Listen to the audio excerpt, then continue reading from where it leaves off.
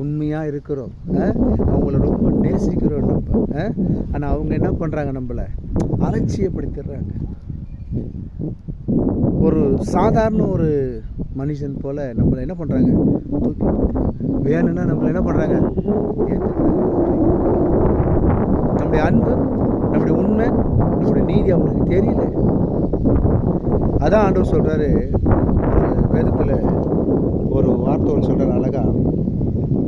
மத்தியோ 6ஆம் அதிகாரம் 6வது வசனத்தில் சொல்கிறார் பாருங்க. பரிசுத்தமானதை நாய்களுக்கு கூடாதீங்கள், உங்கள் முத்துக்களை பன்றிகளுக்கு முன் போடாதீங்கள், போட்டால் தங்கள் கால்களால் அவைகளை மிதித்து திரும்பிக் கொண்டு உங்களை பீறி போடும். ஹல்லேலூயா.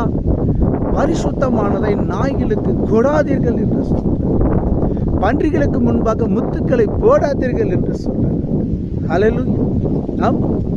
சில பன்றிங்க இருக்கு, நம்ம உண்மையான அன்பு காட்டுவோம், உண்மையான பாசத்தை காட்டுவோம், உண்மையாக நேசிப்போம். ஏ சகோதரி, ஏ சகோதரி, ஏ சகோதரன், என்னுடைய பிள்ளைகள், நம்ம எழுதுன்னு உருவாடுவோம். அவங்க நோக்கம், அவங்களுடைய சிந்தனையெல்லாம் எங்கே இருக்குன்னா வேற இடத்துல. ஸோ பொய்யானதை தேடி செல்வார்கள். இது உண்மையானதை அவங்களை தேடி போகிறது அவங்க என்ன பண்ணுவாங்க, தூக்கி போட்டு. பன்னி கூட இருக்குது. ஆமாம், ஆண்டவர் சொல்கிறாரு, பன்னி கூட மேய்ஞ்சிக்கிட்டு இருக்கும். அதுக்கு முன்னால் முத்து இருக்கும், தங்கம் இருக்கும், வெள்ளி இருக்கும், முக்கியமான பொருள்லாம் இருக்கும். அதெல்லாம் கிழிச்சு போட்டு என்ன பண்ணுவான், அந்த அள்ளிக்காயும் அந்த அசுத்தத்தையும் அது புசிக்க போகுமா. அதுமாதிரி சில மனுஷர்கள் இருக்கிறாங்க. அந்த மனுஷர்களுக்கு முன்பாக நீங்கள் ஜாக்கிரதையாக இருங்கள். ஆண்டவர் சொல்கிறார், ஜாக்கிரதையாக இருக்க சொல்கிறார். ஏமாந்து போகாத. நீ என்னுடைய பையன், நீ என்னுடைய மகள், என்னுடைய மகன். ஏமாந்து போவதற்காக நான் உன்னை அழைக்கவில்லை.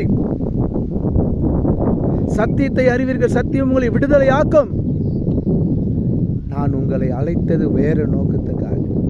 சில நாய்களையும் சில பன்றிகளையும் நம்பி பின்னால் செல்லாதீர்கள். ஆண்டவர் சொல்றார், செல்லாது. அதுக்காக நீ ஜெபம் பண்ணு. அதற்காக தேவனிடத்தில் நீ மன்றாடு. ஒரு நாள் அந்த நாயும் அந்த பன்னியும் நம்மளை புரிந்து கொள்ளும். நாம் ஆராதிக்கிற தேவன் யார் என்பதை அதை புரிந்து கொள்ளும். உன் சத்ருவை பாதப்படியில் போடுவரை நீ காத்திருந்தார் ஆண்டவர். நிச்சயமா முடிவு உண்டு. உன் நம்பிக்கை வீண் போகாது. ஹல்லேலூயா. கர்த்தர் நம்மள மேலே எவ்வளோ அனுபவிச்சிருக்கிறார் பாரு. அது சொல்கிறார், ஆண்டவர் சொல்கிறாரு, உன்னை தொடுகிறவன் என்னை தொடுகிறான். ஏன்னா அவருடைய கண்மணி போல் நம்மளை பாதுகாக்கிறார், மேலே வச்சு பாதுகாக்கிறார். அதனால் நம்ம ஏமாந்து போகிறதும், நம்ம அவமானப்படுறதும், நம்ம துன்பப்படுறதும், நம்ம அசிங்கப்படுறதும் அவர் விரும்புறது கிடையாது. அதனால தான் நம்மளுக்கு அட்வைஸ் பண்ணுறாரு. அட்வைஸ் பண்ணி ஒரு அழகான ஒரு வார்த்தையை நம்ம சொல்லியிருக்காரு. தேவ வார்த்தை எடுத்து நம்ம வாசித்து அதை நிமித்தம் நம்ம நடக்கும்போது நம்முடைய வழி அருமையான வழியாக இருக்குங்க. ஹல்லேலூயா.